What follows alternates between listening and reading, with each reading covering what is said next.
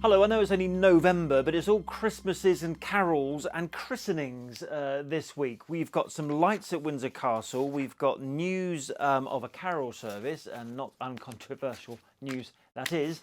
And we've got news of the Queen going to her first double christening. Well, there hasn't been a double christening for a long time. Ever? Ever? Not ever. Long time. I don't recall a time when there's been one. We're here. I'm here. Lizzie's here. Hello. How are you? Do you know what this is? What is this? What are we marking today? Not very well. Our 100th episode. 100 episode. Can you believe it? 100 episodes of this podcast. I'm celebrating with a cup of tea. By the way, I should point out that even though this is a disposable cup, which I don't normally use, it's the third time I've used it today. I should point that out. That's disgusting. Why is that disgusting? That's what you have to do. Well, because you haven't. That would have been 3 cups. A normal cup that you can reuse, Yes. you can wash. You People can't wash did not- cardboard. People did not tune into this podcast to hear the debates about how many times you should recycle a coffee cup. But anyway, we've got tea, not champagne, or a host of reasons. But we hope you enjoyed last week's episode from Egypt. This time last week we were in Egypt. I know. Wow. Was it Thursday last week we were in the pyramids? Yes. And then Friday we went to Alexandria. And recorded in Alexandria, exactly, yes. Right, so anyway, welcome to the 100th episode. The royal train steams on. The royal train is steaming on, and there's been plenty of royal news this week. So for our 100th episode, I thought we should have a cake. Don't have one. We should have champagne. Don't have any. Should have lots of guests. Lots of None? guests. We have got a good guest coming up, do. actually. Actually, it is a debut for Matt Wilkinson from The Sun. He who's had many front pages over the past few weeks and months, so he will join us imminently on this podcast to talk about one of his front pages this week that actually oddly involves not just him on his front page and us at ITV and also our friends and colleagues at the BBC. And all of the media, really. All of the media yes, and Prince exactly. William. So there's so much to talk about this week, I don't know where we should start. Let's start. So we got back from tour.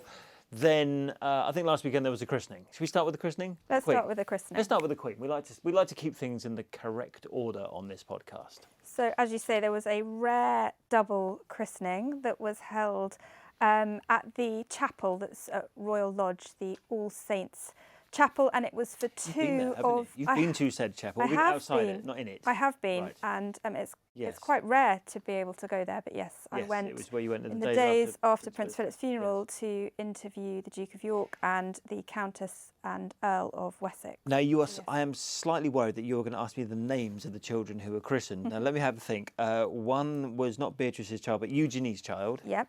Eugenie and Jack Brooksbank, and that child, it is called August, boy. Little August Philip. August Obviously Philip. A nod to his great-grandfather, the Duke of Edinburgh. And the other one is the child... Sorry. Yes, I'm right. No, sorry, I am right. Yeah, August the other one is the child of Zara Phillips, or Tindall as she's known now, who's married to Mike Tindall, and they have a new child, number 3, Lucas. Lucas Philip as well. Both Wonderful. Phillips in the middle name. Have a cup of tea to celebrate, and you can tell me what happened. Rare double christening on Sunday, and the Queen, who we know has been resting at Windsor Castle on the advice of doctors and only undertaking light duties, she was there for the moment. Yes, so we have a picture of the Queen who went there. Here she is, wearing green. Wearing green. Yes, so in a car. So what the camera had to be sort of at a point where it could film her but not be on her private property. Yeah, so there's the road comes and there's a gate which kind of denotes the point where it goes from public to private. But I thought what was quite interesting is that the Queen wasn't seen arriving through that main entrance by the cameras. We don't know when she arrived or how she arrived. And there began to be reports that perhaps she wasn't attending. Yeah. And we were told that actually, no, she is there.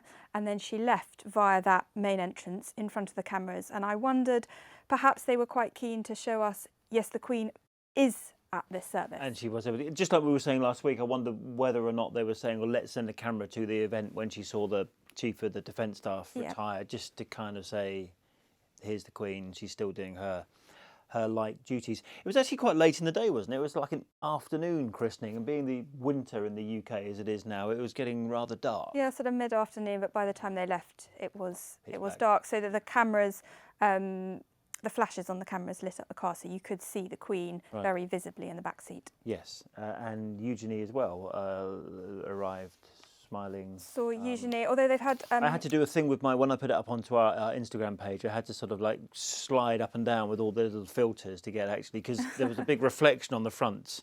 So if you have a look at this picture that I put up on our Instagram site, we haven't had a plug for it yet, so let's do it now, at ITV News Royals. You can see her clearly, but it did take a bit of filterage on my part.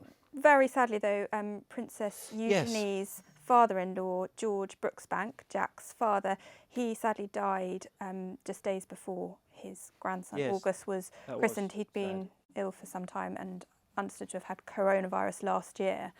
So he was sadly absent from the christening. Yes, I'm sure he would have been on their minds. Yeah. We also saw the Queen, didn't we, this week, again meeting the Governor of the Bank of England. We wouldn't normally, again, it's not the kind of thing we would normally do or show, or, I mean, but any picture of the Queen at the moment there's extra interest in it because of her ongoing health concerns. So she's held various audiences this week, some virtually and 2 in person. She knighted her top royal physician this week, and she also, as you say, held an audience with the Governor of the Bank of England. The Governor of the Bank of England, they had a photographer in, but they didn't for the physician. I wonder if you're the Queen's physician, she's knighting you. It's basically saying, right, now don't mess up. Because you are treating me. So anyway, yes, so there's the Queen. That's the Queen news.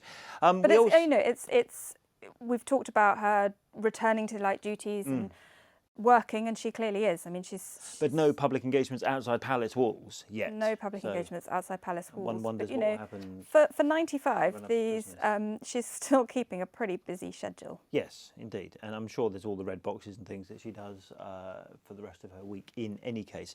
Shall we stay at Windsor to talk about, well, not only the Queen, but the very young Queen, and let's go all Christmassy and talk about the decorations.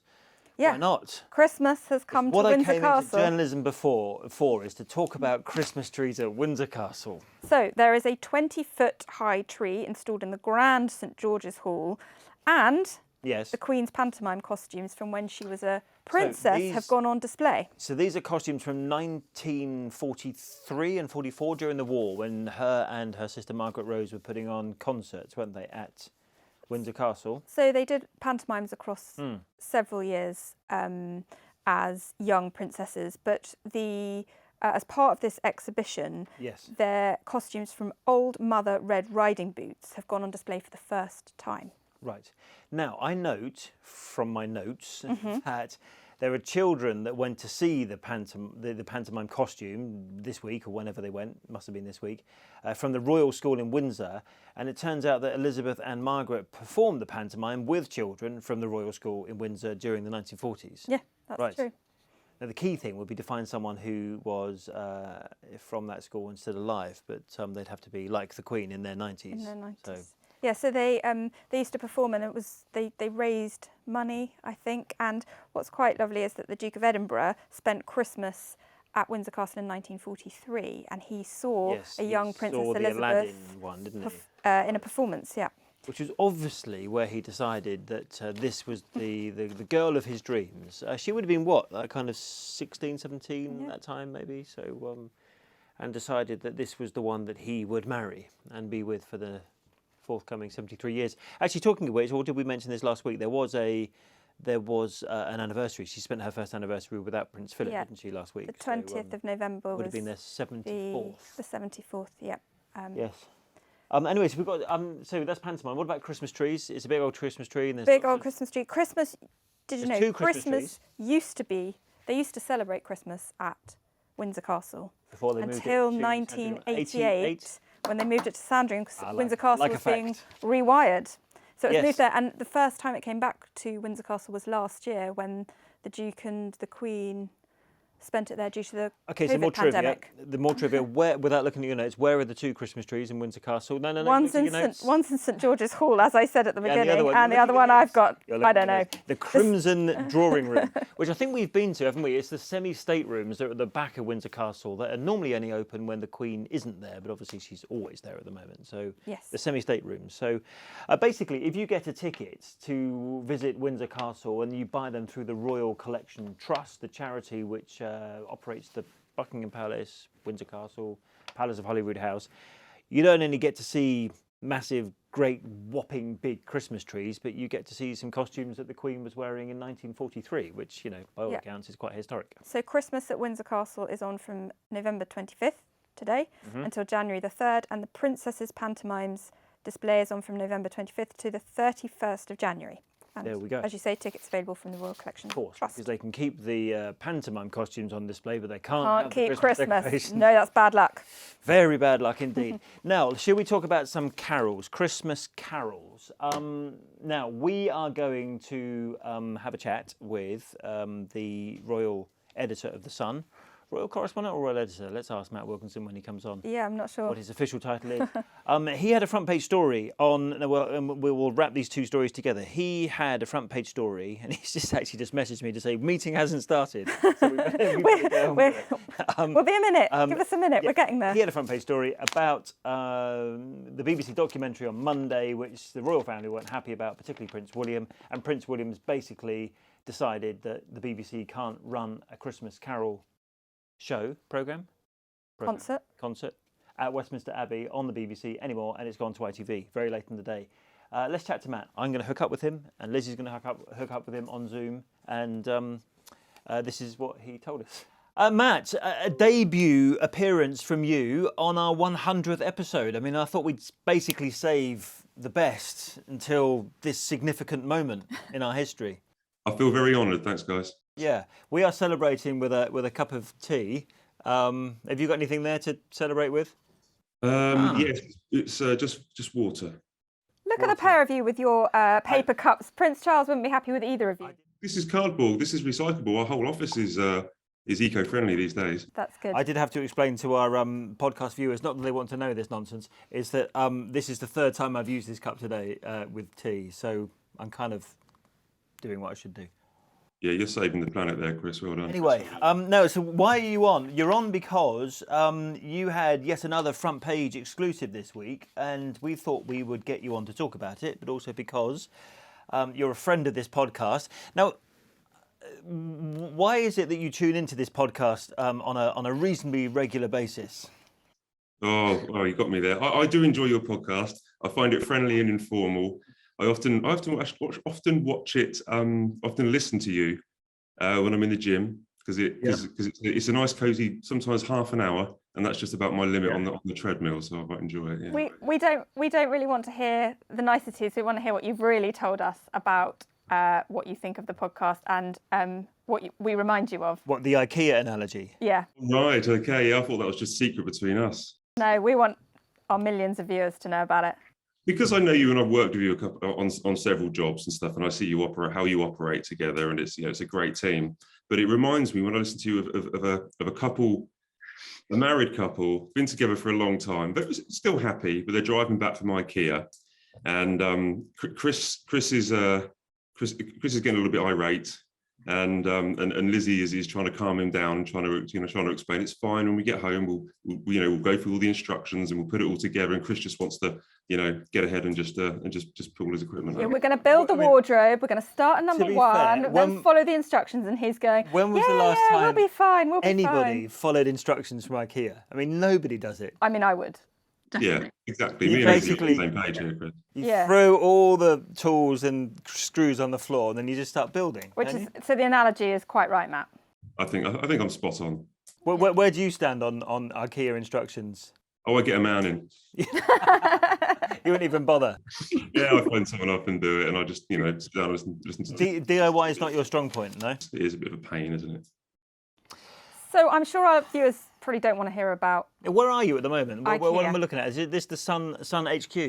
Yeah, this is the nerve centre. My desk, if I ever use it, is just over there. But behind us is quite a busy kind of cross section. Really, we've got the lifts, and we have all our lovely famous front pages and campaigns behind us up there. Yeah, we're at London Bridge next to the Shard. It's lovely, right next to Borough Market and London Bridge. Yeah, it's fantastic. So we slightly digress on IKEA and Borough Market and all the rest of it, and whether or not you're drinking from a paper cup or not. But the reason you're here is because we want to chat about your front page. Now, we haven't actually had a discussion yet about the BBC documentary itself on Monday. So this is a documentary that was produced by Amal Rajan. He's the BBC's media editor. And would it be fair to say, Matt, that it's not gone down particularly well with the palaces, in particular with the chap who lives at Kensington Palace? Well, for what our understanding is that it hasn't, not just now it's been screened, but in the weeks leading up to it being screened, it hasn't gone down very well, because there's been meetings between senior royal household members and the BBC, where the senior royal household members, that would be from all three, have been asking for certain allegations to be taken out, and they've been asking for the chance to actually watch the documentary before it went out, and also for a proper right of reply. And they were unhappy before it was even screened, and I think they're less happy now it's been screened, and we have the second part tonight. Well, and also we think that perhaps this episode is actually the one we had on Monday is not quite as interesting as the next one. So for listeners that don't have a clue what we're talking about, this is a two-part documentary aired by the BBC. It's called The Princes and the Press. It's presented by Amal Rajan, and it looks at the relationship between the various households and the media, but particularly between the relationship between the Duke of Cambridge and Duke of Sussex with the media. And what's the central allegation, really, and the thing that's annoyed them all, is this claim that members of staff working for William and Harry were kind of briefing against one another and planting negative stories in the press about one another. Yeah, that's right. I mean, they've obviously denied that that's happened, and I think they had asked for those allegations to be removed from the documentary in these talks, and they, if you watched it, they weren't removed. You know, I actually missed I'm a Celebrity, Get Me Out of Here on Monday because I had to watch the Amal Rajan documentary to find out if there was anything particular in it. The key point, I think one of the reasons perhaps why we did the story, we might not have done it otherwise, was this statement from the palace which came out sort of condemning all media, but saying, including the BBC, you shouldn't be giving credibility to what they called overblown and unfounded claims. Which was unusual. I mean, you don't often get, how often have you had a statement from all three palaces? It's very, very unusual. Yeah, so the statement came from Buckingham Palace, Clarence House and Kensington Palace, a joint statement that flashed up at the end of the programme. And I think that had it have not been for that statement and for how rare that's, to have a joint statement was, perhaps it wouldn't have had as much coverage as it did in the sort of 24 hours, 48 hours afterwards. Because it made the story not just here's a BBC documentary about the media relationship. It made a story about two pillars, I suppose, of the British establishment are now at odds with one another: the royal family and the British Broadcasting Corporation. Yeah, absolutely. Yeah, absolutely. And we know that the last couple of weeks there has been these discussions and. Yeah, so let's fast forward. So this was Monday night was documentary, yeah. Tuesday we all kind of did the story because it was one of those documentaries you couldn't preview. You know how sometimes you get clips released in advance? This wasn't one of those. So we all kind of did the story on Tuesday, and then Tuesday night when the front pages come out, or Wednesday in terms of your newspaper, bang, story from Matt Wilkinson, some chap at The Sun, who said what? Well, there's exciting things here, firstly. Not to gloss over, that we are going to get a Christmas spectacular at Westminster Abbey with Kate hosting it. William's going to be in the crowd. It's going to be carols. And you said there might be a prince or princess, a little prince or princess there, possibly. We don't know, but well, we're hoping because it's such a family event with charities involved. It's Christmas, fingers crossed. We could hopefully get the children going. They did last year, didn't they? They were on the red carpet last year. Pantomime at the Palladium or something, wasn't it? Yeah. So there's part of the story. Kate's going to do a carol concert. William's going to go. It's going to be at Westminster Abbey.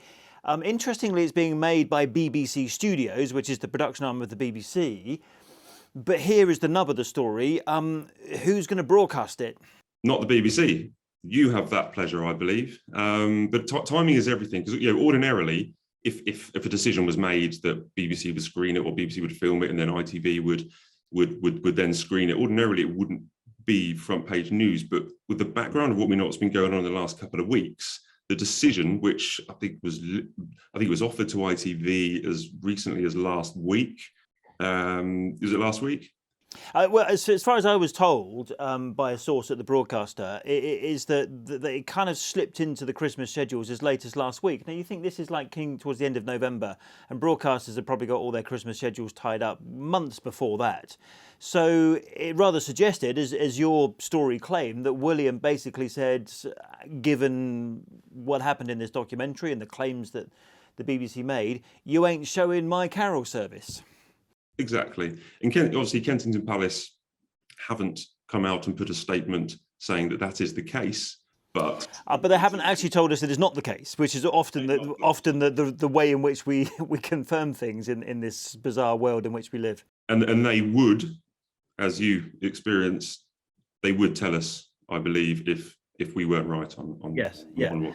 So I mean, and I was kind of told by someone inside Kensington Palace, you know what, William is very fiercely protective of his staff, and when it comes to people making allegations against the behaviour of his staff, he gets very protective, and therefore taking away a programme from the BBC and giving it to one of their rivals is the kind of thing that William would do. Some people might call it hot-headed. His advisors might have even said, "Hey up, Gov, I wouldn't suggest you do that. It doesn't look very good." But he is sort of adamant enough to sort of go ahead with that decision.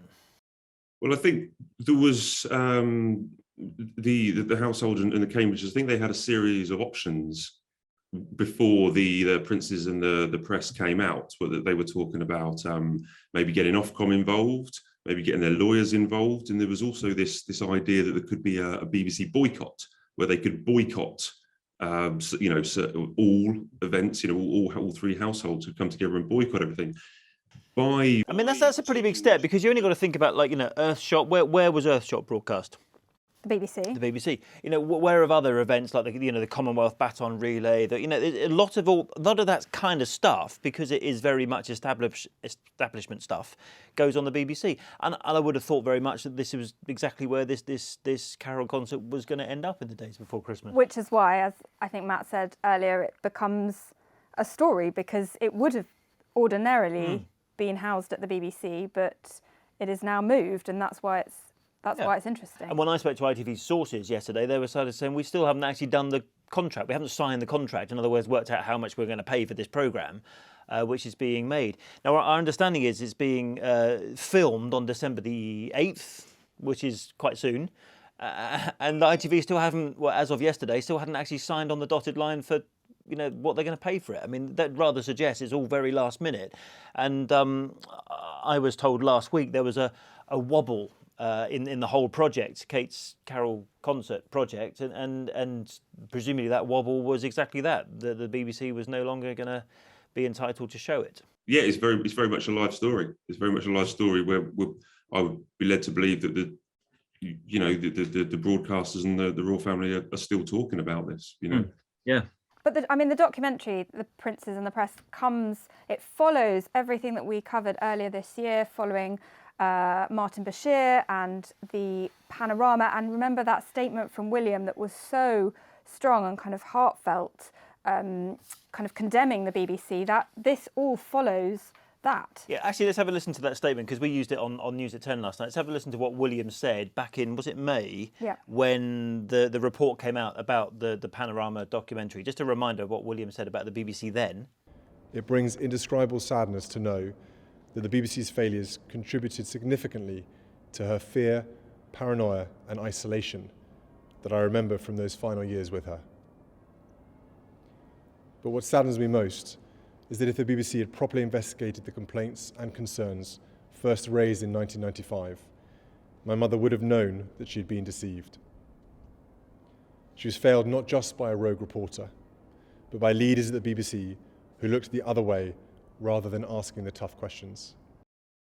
So that was William in May. I would have thought, I don't know, Matt, what do you think? But I mean, I kind of thought that was the moment, if he was going to get angry with the BBC, to do something then.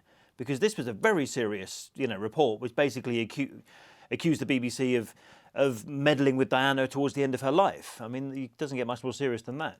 I think with Earthshot, I think they were a lot further down the line, maybe with the production, with the filming that you had. There had been filming all around the world, hadn't you? So they were further down the line than they were with this one. So it's possible that there's been this sort of like simmering resentment from William ever since remember you were there when he recorded that statement at Kensington Palace, weren't you? And it was I remember listening to it before we put it on air, and it was really powerful. Yeah, I mean, even reading it was powerful, but to actually stand there and watch him, the kind of the anger and the emotion was definitely palpable. Of course, because we're talking about the weeks and months before his mother died in the car crash in Paris.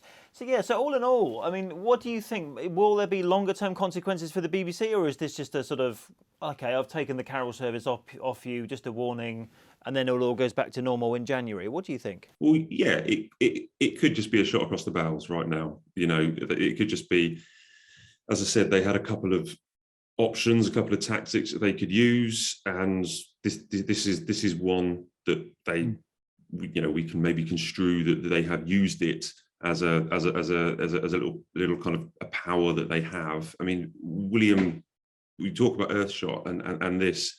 William and Kate are increasingly appearing on TV, so there will be more and more events like this which they are fronting. So I think it's a kind of BBC, don't take it as a given that we will always go for you. We have options.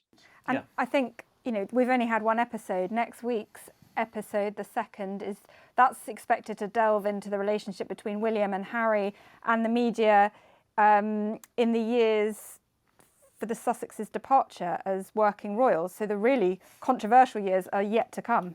This is my eek emoji face, kind of. Yeah. It's like, and actually Monday, I don't know about you, Matt, we're going to Barbados for the sort of the handover to the Republic. So I'm not quite sure how we're going to watch the second episode of this documentary next week.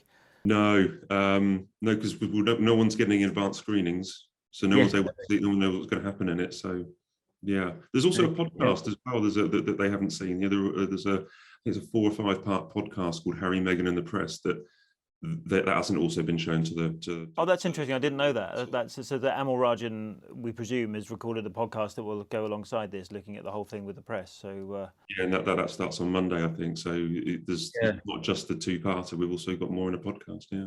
Tricky business, isn't it? And I think it's going to get. I think all the indications are that next week is going to make more allegations than last week's. In fact, the only real newsy bit of the story, well, there were 2 newsy bits. One was the statement, the aforementioned statement from Buckingham Palace.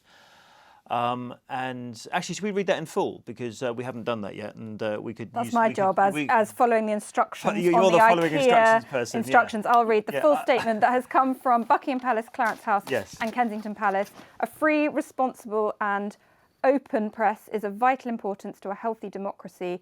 However, too often it is overblown and unfounded claims from unnamed sources that are presented as facts, and it is disappointing when anyone, including the BBC, gives them credibility. Including the BBC, which was the key point. So the BBC and the Palace is actually not just Kensington Palace, but this came from Buckingham Palace. Anyone who doesn't know the machinations of the royal family, but then if you're watching this podcast, you probably do. But Buckingham Palace is the Queen and her household.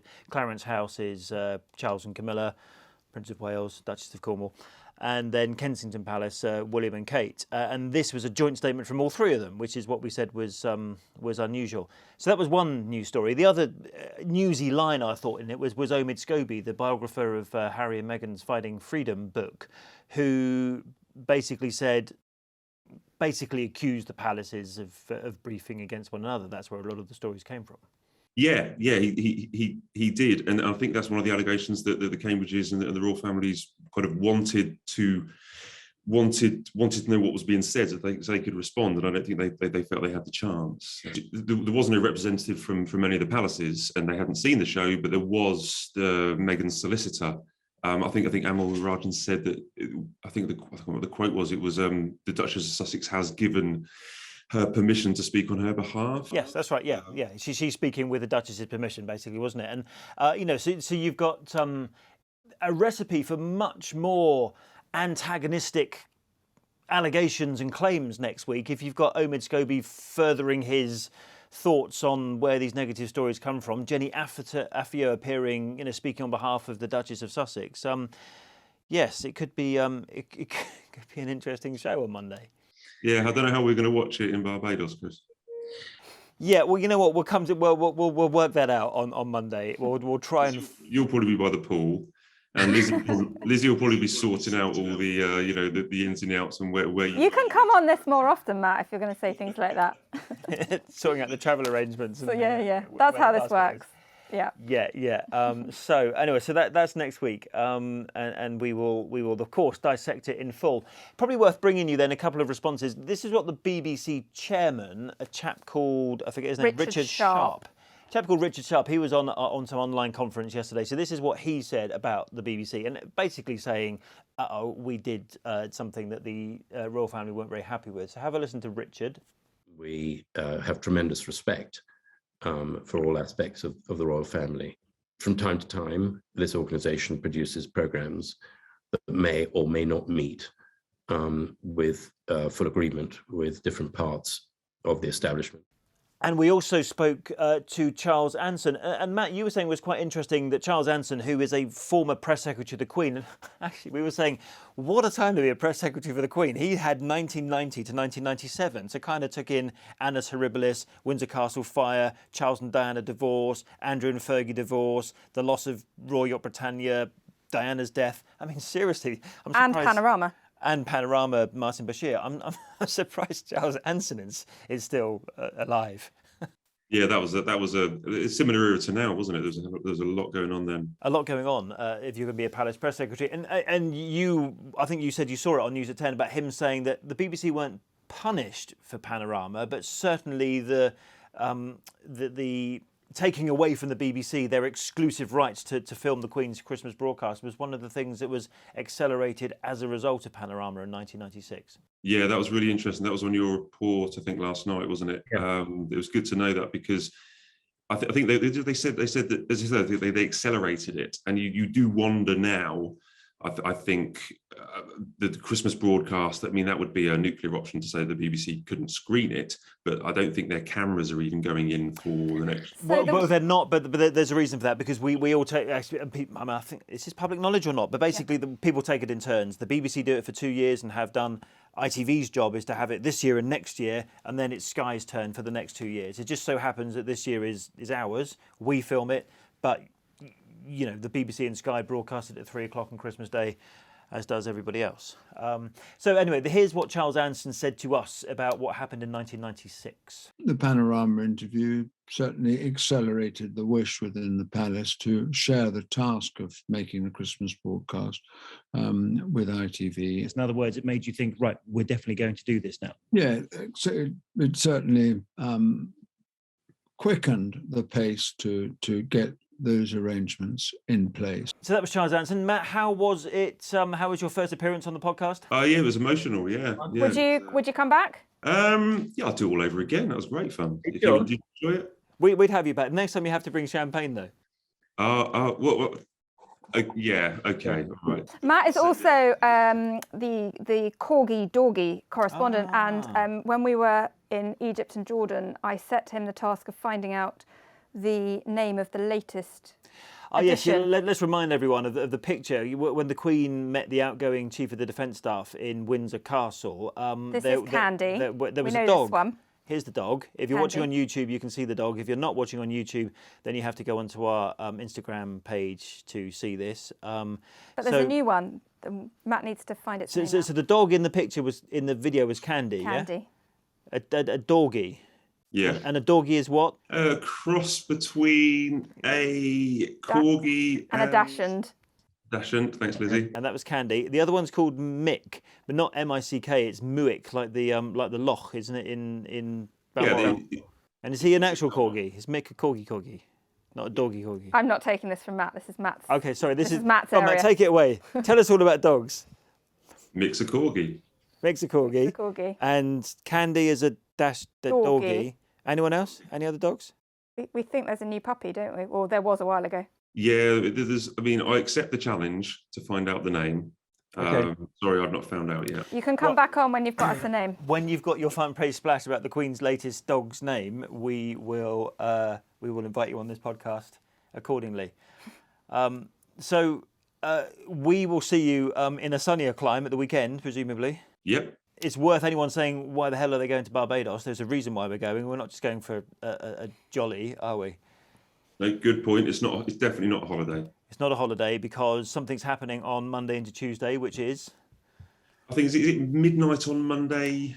Barbados is becoming a republic, and we will be there with the Prince of Wales as he is there for the handover. Yes, and actually there are even some groups in Barbados are saying, well, if you're going to get rid of the crown, so this is all about the Queen no longer being their head of state and having a Barbadian or a Bajan, as they're often called, when you come from Barbados, if you're going to have an elected head of state, why would you invite the royals to be part of the ceremony? You were looking at that earlier, weren't you?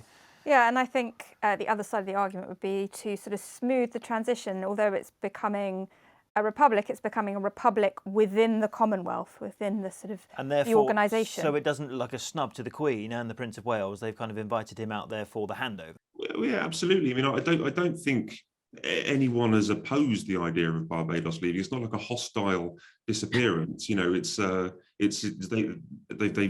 made a decision to do it, and the unfinished business of independence, as they call it, isn't it? And interesting that this hasn't happened in the Caribbean since 1976, which was Trinidad and Tobago, and hasn't happened in the Commonwealth since 1992, which was Mauritius.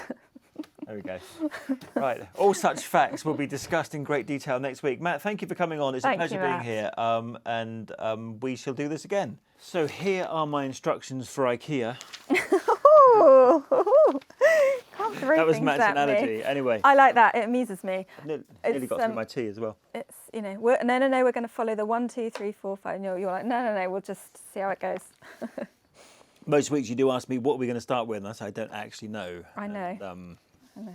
I do know where we're going next, though. Well, so do I, because there's only one place to let two go. So we were at an event this morning with Prince William, which is an event very close to him, his heart, not just BBC News. This is about the mental health of emergency responders or first responders, however you refer to them, according to which part of the world you live. William himself being a former air ambulance pilot and search and rescue pilot, and he was hosting they called it a symposium, which I had to kind of Google, and it means a meeting. A meeting. It was a meeting. He had a meeting. This was all under the umbrella of his Royal Foundation, Yes. and as you say, he did serve, which is why this issue is so personal for him, because he has his own experiences, which he talked about very personally in a speech and also in some videos that were released today of him talking to emergency responders about their own mental health. Yes. But they have announced today that emergency services across each of the home nations have committed to a uniform approach to supporting the mental health of their emergency responder workforce. And as he said in a speech which he gave to the meeting / symposium, that you are used to looking after other people, but you do also need to look after yourselves, particularly when it comes to your mental health. Supporting the mental health of our emergency services is extremely personal to me. I often think about my time working for RAF Search and Rescue and the East Anglia Air Ambulance. I remember the pressure of attending calls in the most stressful conditions, sometimes with tragic conclusions. I remember the sense of solidarity with my team, pulling together to do the best we could and sharing the weight of responsibility. I also remember returning home with the stresses and strains of the day weighing on my mind and wanting to avoid burdening my family with what I'd seen. I would like to offer my heartfelt thanks on behalf of a grateful nation to all emergency responders, from whichever service doing whatever role in any location across the UK. The work you do is some of the toughest out there, and we owe you an enormous debt of gratitude. I would only ask that you look out for your own well-being, just as you tirelessly care for everyone else's. So Christmas trees, carol concerts and christenings and rows with the BBC and what else? And Queen and William. So, yeah. We've covered one most of those. of them. And republicanism and... realms. So there are currently, is it 16 realms? Is it the UK and 15 others? And there's, as of Monday night, there's going to be 15 realms, which including is the UK and 14 others. And that happens, every realm we didn't know is somewhere where the Queen is head of state, like Canada, like New Zealand, like Australia, like We'll bring it. We probably don't have time to play the Grenada, Can We Name or St Kitts. Yeah. Anyway, we won't play that game. We won't play that game today. We'll play that game next week. We might try and record next week's podcast from the Caribbean, which isn't a bad thing to say. That's not a bad sentence, is it? So, the 101 episode. Maybe in that episode we could have a cake and some champagne daiquiris rather than a paper cup of tea. Yes. So let's see how that goes. So you had Egypt last week, the studio this week, and Barbados next week. I mean, there aren't many podcasts that bring you all that, as well as all the royal news and special guests from the Sun newspaper. So we are. Thanks for being with us. See you next week.